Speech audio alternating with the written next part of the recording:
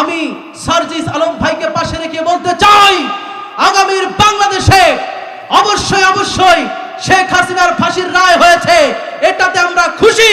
তবে আমরা প্রকৃত সন্তুষ্ট হব সেদিন যেদিন ওই আন্তর্জাতিক ট্রাইব্যুনালের মিথ্যা মামলায় আমাদের নেতাদেরকে যেভাবে ঝুলিয়ে মারা হয়েছে, আমরা যতদিন পর্যন্ত শেখ হাসিনা থেকে শুরু করে তার চান্দা পান্ডাদেরকে বাংলার জমিনের মধ্যে ওপেন ডে ফাঁসি দেওয়া হবে, ততক্ষণ পর্যন্ত আমরা খুশি হতে পারবো না।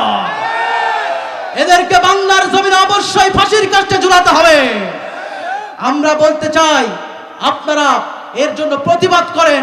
প্রতিবাদ আমাদেরকে চলতেই হবে, কারণ মাজলুমরা যতক্ষণ প্রতিবাদ করবে জালেমরা সাহস পাবে না। কথা বলেন ঠিক কিনা?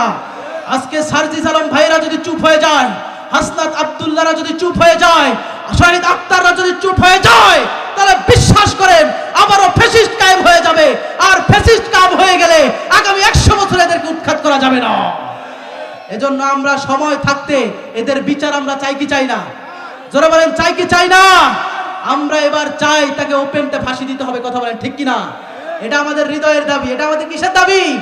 আমাদের আল্লামা সাঈদীর ফাঁসির রায় হওয়ার পরে 200 জন জীবন দেয়, আর এদের এত জনপ্রিয়তা একটা কুত্তাও রাস্তায় বের হয় না। ঠিক কিনা?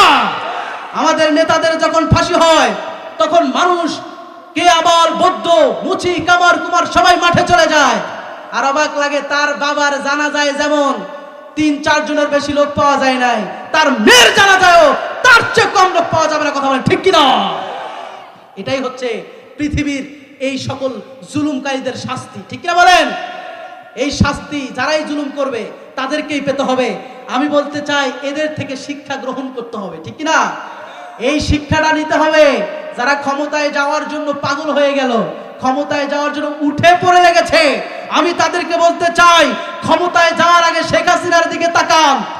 অনেকবার ক্ষমতাধর ছিল, যার ইশারাতে হাজার হাজার মানুষ খুন হয়ে গিয়েছে, যার চোখের ইশারাতে হাজার হাজার আলেমদেরকে পঙ্গু করে দেওয়া হয়েছে।